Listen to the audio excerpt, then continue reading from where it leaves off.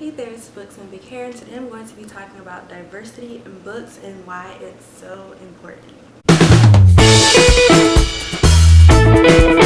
Okay, so this is like a really big topic. I can't believe I haven't addressed it on my channel specifically before. I've addressed it in like a few review videos and stuff like that, but I don't have like a video on my channel that's absolutely dedicated to diversity, so I definitely know that it's really long overdue. I wanted to participate in Diversathon, but since I am in the process of moving, hence the new background, I just didn't have a lot of time to devote to Diversathon, but I feel like I read pretty diversely as it is. I'm definitely going to continue incorporating diverse reads in a monthly TBR because I couldn't participate in Diversathon, and that's another reason that I want to make this video, because I definitely wanted to contribute to the big topic, which is diversity in literature and in Booktube. So I also want to say that when I'm not talking about diversity here, I definitely talk about it a lot more on my Twitter, which is India Hill Writes. I do talk a lot about like current events that are going on and just like history and background. Like I really get into it on Twitter, so if y'all are ever interested, please follow me on Twitter at India Hill Writes. So now that I got that out of the way, let's just jump into this video. Diversity is really broad, so I'm definitely going to talk about it from the standpoint of myself, which is a black woman. I think that's just the easiest way to kind of start, since it is such a wide topic and diversity means a lot of different things to a lot of different people. So I definitely just want to start there and kind of branch out. Growing up as a young black girl in the South, I experienced a lot of racism, obviously. Sometimes it's very subtle, sometimes it's very blatant, sometimes, you know, it just depends.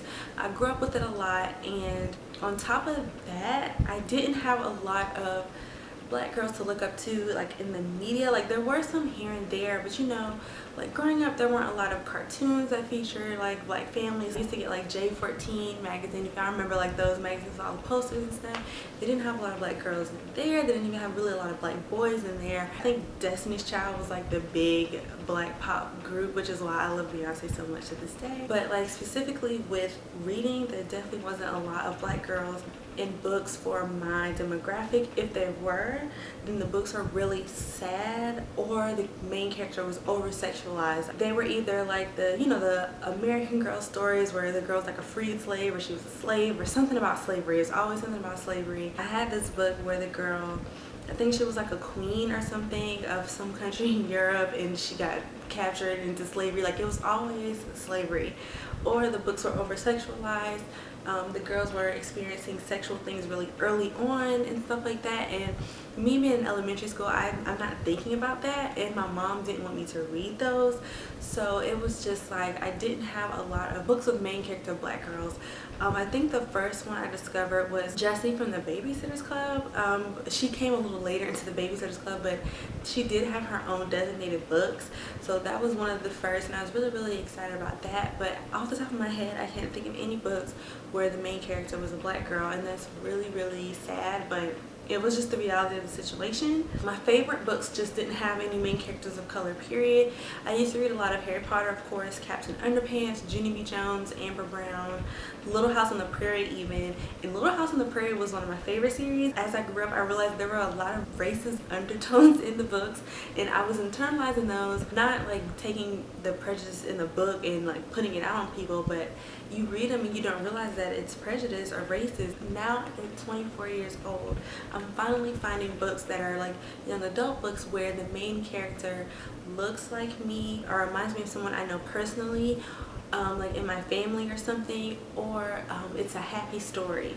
That's why I really love Nicola Yoon, a person of color, a black girl, biracial girl, and the story is not so sad. Like I feel like there's so much, even in movies, the stories about black people are always so sad, and I understand that these are stories that definitely need to be told, because if you don't know your history, you're doomed to repeat it. But there are more things happening with black people besides very sad stories. So that's why I really love Nicola Yoon, because she really does a good job of having like a black girl in her element, you know, just living her life without just being so sad or just so downtrodden. Even if her situation is sad or whatever, the story is always just kind of lighthearted. It really has a lighthearted feel, so that's why I love Nicola Yoon. Yeah, now at 24 years old, I've discovered like All American Boys and The Sun is also a Star, and Tiny Pretty Things. And these are books where I love them. And when I think about my favorite books of the year, those are my top three favorite books of this year. And I think it's really because I could really identify with these characters in ways that I can't identify with other characters. Like even All American Boys, the subject at hand is very sad. The main character is a main character that I know. Like he sounds like my boyfriend, he sounds like my brother, he sounds like my uncles, he sounds like, you know, my cousins. Like it's a dialect that I can relate to, and it's just something that I can relate to, and I really love that. Piggybacking off of All American Boys, I really think that one of the reasons that people should read diversely, not only to see themselves represented in books, but also when you read diversely, you learn things about another culture that you wouldn't necessarily learn just by living your everyday life. Just like All American Boys tells it from both sides. So that is something that is so important to me. It tells the story from both sides. You can see both sides. Even if you don't agree with one side or whatever, you get in the head of the black boy who got assaulted by the police for not doing anything. You get in the head of the white witness who wants to protect the police officer because he knows the police officer. You get in the head of both of these boys and you see that. And I think a lot of the time we kind of lose empathy for people when we see things on the news, because certain things are portrayed in certain ways in the news. You only get half the story. Maybe you see something and you automatically create your own judgment based on your personal background, the way you live your life, and you just throw it away. But when you read something like All American Boys, and it's two different perspectives, you get to get out of your own head and look at it from the other perspective and think, maybe I was wrong about this, or I never thought about it like that. And I think that is so important with literature, and that's really a great reason to read diversely, to get out of your own head and to get into the head of someone else, because we really need empathy. I feel like we just don't have empathy a lot, like on social media or whatever. You just look at it, take it for face value, make your judgment based on what you think, and you go on about your business instead of really getting to the head of that person and thinking, why are they doing this? Why is this happening?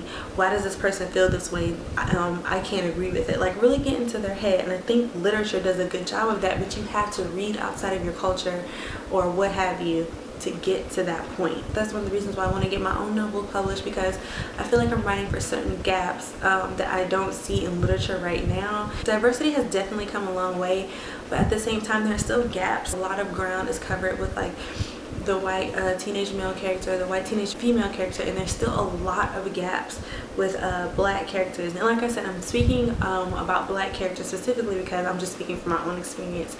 But yes, I feel like there are a lot of gaps there, and they definitely need to be filled, because we're not just, you know, like a monolith. We're not just side characters, or we're not just characters that can just be thrown away in the middle of a book. And that's another thing I wanted to talk about, is in terms of diversity. I have some favorite series, really great series with white main characters, white protagonists, white female protagonists, white male protagonists, so on and so forth. But I feel like with one series in particular, and I'm not going to say anything because I don't want to bash the series and I don't want to spoil it for anyone who hasn't read it, but I feel like with this particular series, every time a person is mentioned that could possibly be a person of color, they are killed off to kind of benefit the story of the white protagonist. It happens every single time. I don't even want to say how many books the series has in it right now, but every single time there's a character who might be brown, who they specifically say is dark skinned, who they say is biracial or something like that. The character is always killed off to kind of propel the journey of the white character. And that happens a lot, but I've seen it happen a lot in one of my favorite series, and I don't like that because it again perpetuates the idea that brown characters, black characters are throwaway characters, or that they are just kind of there to push the story forward, and then when they've done their job it kills off. We have the hashtag Black Lives Matter and stuff like that for a reason. It happens in real life and it happens in books. If it happens in books, it happens in real life. So it's like something has to give. I'm not saying that if we let black characters live all the way to the end of the book that the Black Lives Matter hashtag will have no more need, but it's definitely a start. I feel like it's not healthy for little kids of color and little kids not of color. I feel like it's not healthy for them to read that black characters are just throwaway characters, because it kind of perpetuates the idea that they're throwaway characters in real life. I don't know if the author is aware that she's doing that, or if she's trying to like kind of mimic real, like our world or something, but it definitely happens a lot more than what I could say is an accident. Even though I enjoyed the story, I don't know how much more I can enjoy it if it keeps happening in every single book. So maybe some of y'all kind of know who I'm talking about, maybe not, but I just kind of want to throw that out there because it's something I've been wanting to say for a very long time. Another thing I've noticed with diversity, particularly in Booktube, there's not a lot of diversity in Booktube at all. There's just not. I feel like it's getting better. I definitely feel like it's getting better, but it's still like a definite imbalance, and that's just something that we have to kind of fix ourselves. Give the people of color more views if you like their channel. Don't just do it just to say you did it. If you like their channel, give them more views. And if you are a person of color and you want to start a Booktube channel, just start one.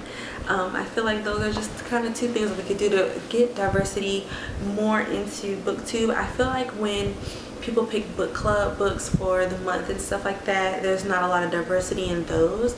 Even when there's some really good and highly anticipated books by people of color, about people of color, I feel like those don't really get a lot of press on Booktube from, like, you know, the book clubs and stuff like that. And I also feel like when people read diversely, and I saw a lot of this with Diversathon, I feel like people still kind of find a way to make it more relatable to them.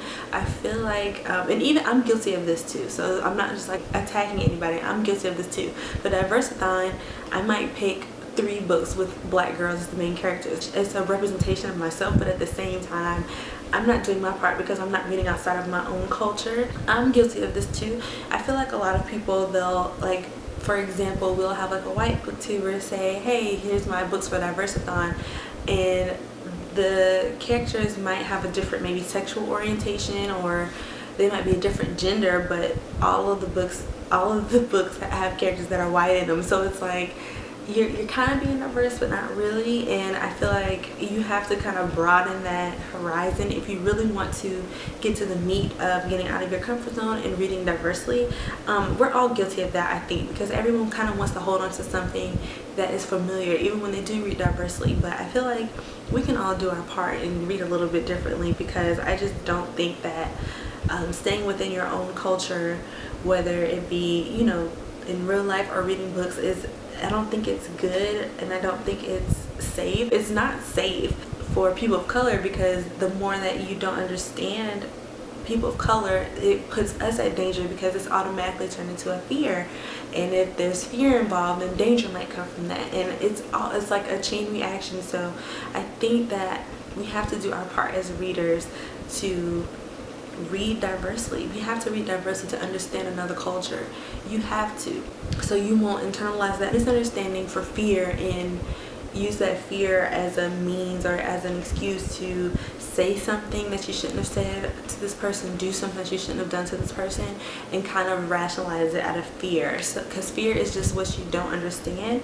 So I feel like you can understand someone better by kind of reading about a culture that's not yours, written by a person that's in a culture that's not yours. I know that I kind of veered off topic. I was trying to cover so much ground in like a little bit of video time, but I just really want to know what y'all think. Like, if y'all agree, if y'all disagree, what do you plan to do to read a little bit more diversely than you do? Like I said, I try to incorporate diverse books within my TBR all the time, but you know, sometimes I fall short or whatever, so I'm definitely always on the lookout for a diverse book.